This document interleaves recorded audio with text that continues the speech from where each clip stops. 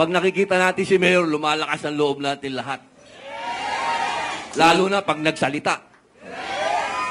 Bilang panghuli, mga mahal kong kababayan, ako po, ang natitira na lang sa akin, 3 taon na lang.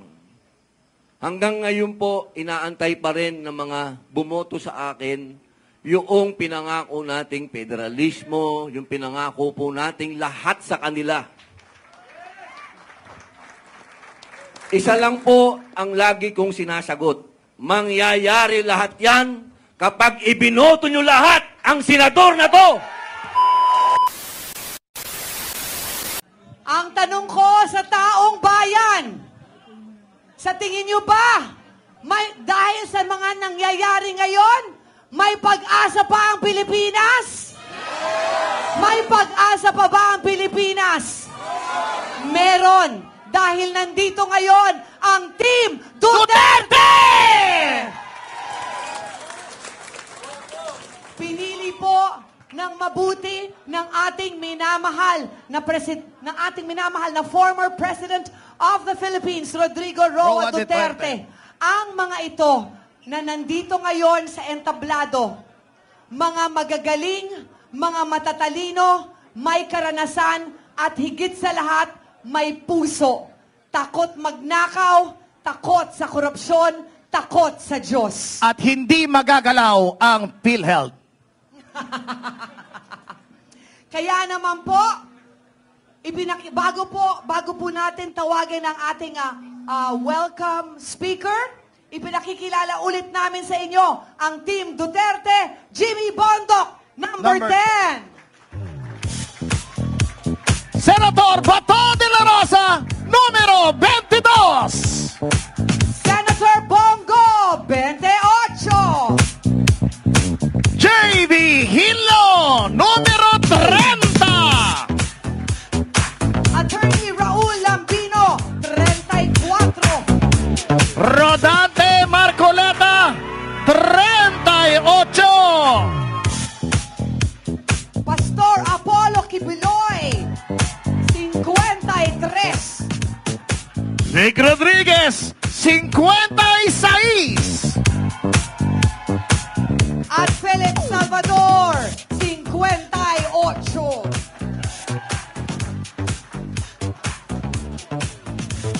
Para po sa ating pambungad o welcome remarks, tawagin na natin, daghag salamat kay niadto pa siya diri sa Manila para sa inyong tanan. Davao City Mayor and PDP Laban National Executive Vice President, Sebastian Z. Duterte! Ang ating kinikilalang si Baste.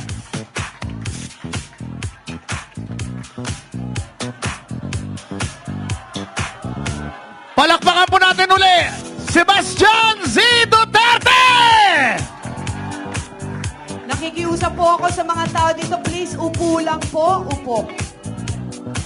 Sa ating pinakamamahal na Pangulo at Chairman ng Partido Demokratiko Pilipino, Pangulong Rodrigo Roa Duterte, sa lahat ng mga kasapi ng PDP, mula sa mga opisyal at mga miyembro sa buong Pilipinas, sa ating mga kapwa Pilipino, isang makasaysayang araw sa ating lahat.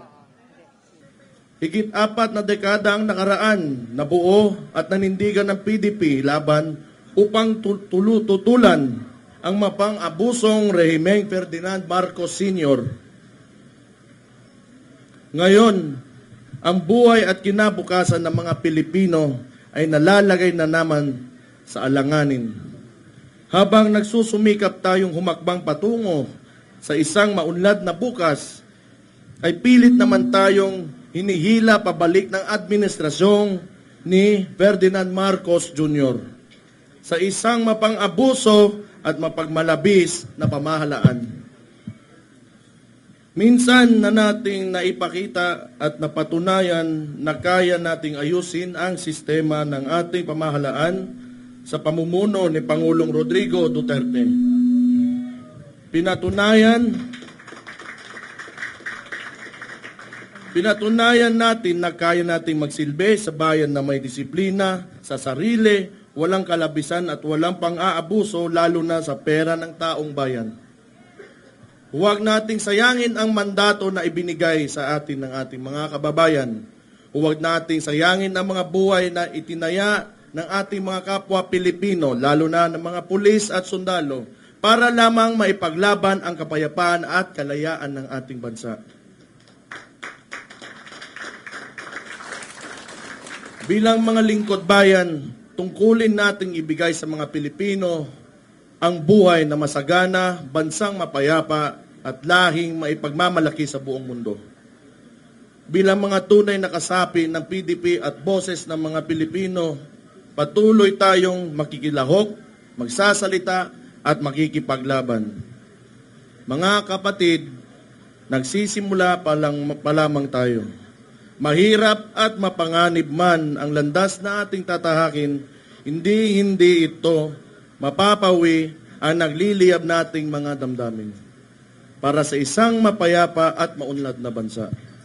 Hindi tayo uurong, patuloy tayong hahakbang para sa karangalan ng mga Pilipino at ng buong Pilipinas.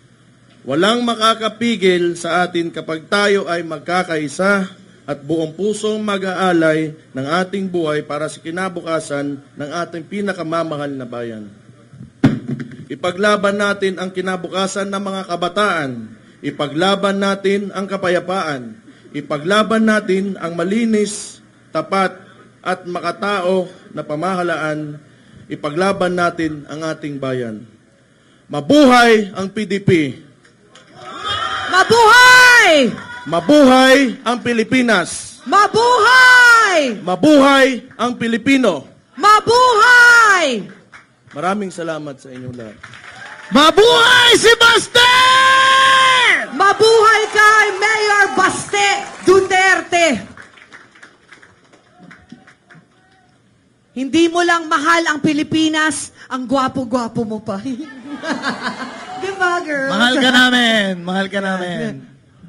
Wow. Oh, di ba? May pinagmanahan kasi. Siyempre. Siyempre. Mana sa daddy, hindi ba? Speaking of kagwapuan, abay sunod na natin ang isa pang gwapo. Yes, for the message from the party national president of PDP Laban, tawagin na po natin ang ating minamahal na Senador Robin Hood Padilla!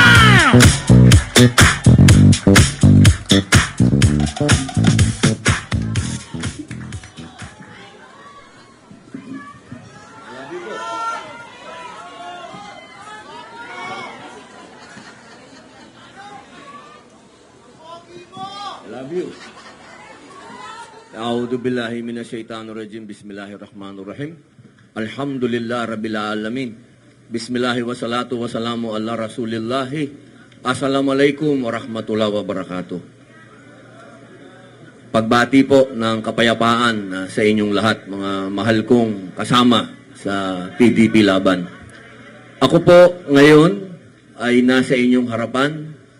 Kasama po ang pinakamagaling na Pangulo ng Pilipinas, Rodrigo Roa Duterte. Mga mahal kong kababayan, dapat tayo ay proud. Parang hindi ko naririnig na proud tayo. Proud ba kayo? Dapat, alam nyo, bihira lang dumating sa buhay ng tao ang ganitong pagkakataon na pwede tayong may gawing maganda sa ating bayan. Bihira po yan. Kaya pag dumadating ang pagkakataon na to, dapat tayo ay buhay na buhay. Hindi po tayo pwedeng magkamali dahil kasama natin ang pinakamamahal na Pangulo ng buong bansa. Kaya po sana, bilang napatunayan na po ng ating Pangulo at minamahal na Pangulong Rodrigo Roa Duterte ang kanilang kagalingan sa executive. Ang hinihingi ko naman po sana sa inyo ay ipaglaban naman po natin itong mga tatakbong mambabatas.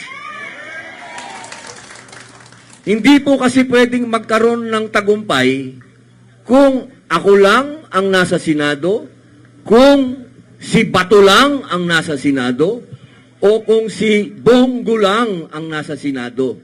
Tatlo lang po kami. Kulang po kami. Kailangan po dumami ang PDP laban sa Senado upang ang boses at yung aksyon po namin na hinihingi po ninyo ay maibigay namin.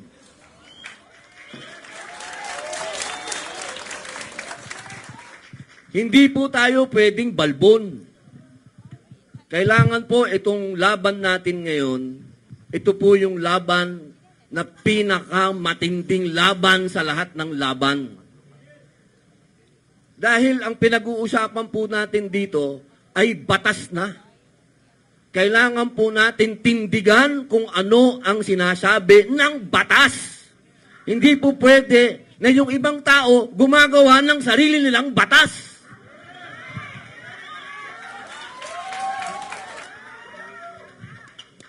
Mga mahal kong kababayan, napakalalayo po ng pinanggalingan ninyo.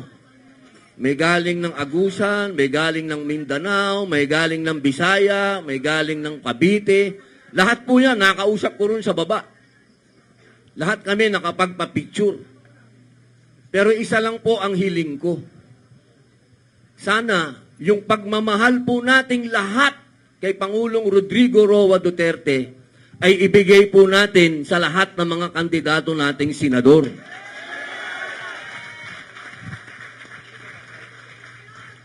Hindi naman po kayo magkakamali sapagkat tingnan na lamang po ninyo. Si Bongo, tingnan na lang ninyo. Siya ho ang idol ng lahat ng senador. Sino ba nag-umpisa ng ilapit ang gobyerno sa tao? Wala pong iba kundi si Bongo.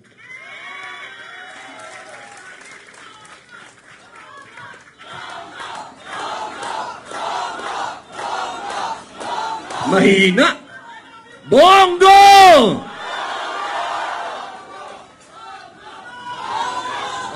Okay. Ayos na. Baka mamalat. Ito pa, isa. Hindi naman tayo nagkamali kay Bato.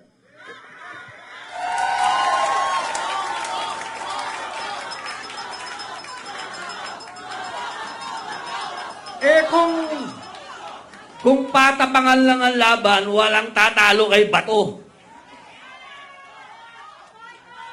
Tsaka ho, tandaan ho natin, alam niyo yung asawa ko, bihira, pukwento ko lang ho, yung asawa ko, ang sabi niya, gusto kong sabihin mo kay Bato na ikakampanya ko siya. Sabi niya, si Bato daw ang nakilalang niyang napakatigas na tao, pero yung puso ay ginto. Hindi po kayo magkakamali kung susuportahan niyo po lahat ang kandidato na to.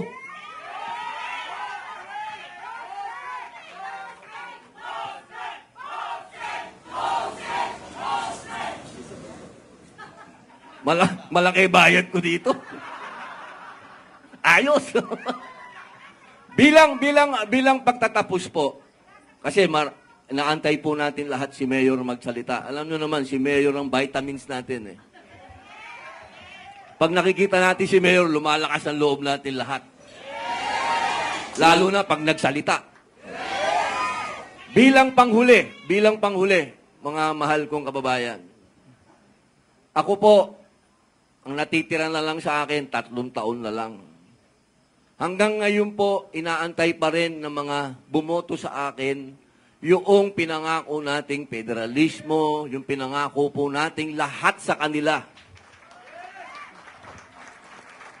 Isa lang po ang lagi kong sinasagot.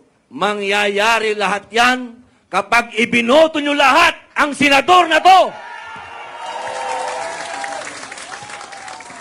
Kaya po mga mahal kong mga PDP laban, tanggapin nyo po ang aking pasasalamat sa inyo. Buong puso kong pasasalamat sa inyo. Nag-uumpisa pa lang po ang laban natin. Maraming salamat. Mabuhay po. Mabuhay, At mabuhay Senator Robin Hood Padilla! Mabuhay po kayo, Senator Robin Hood Padilla. At upang ipakilala ang chairman ng PDP Laban na walang iba kundi ang ating former President Rodrigo Roa Duterte na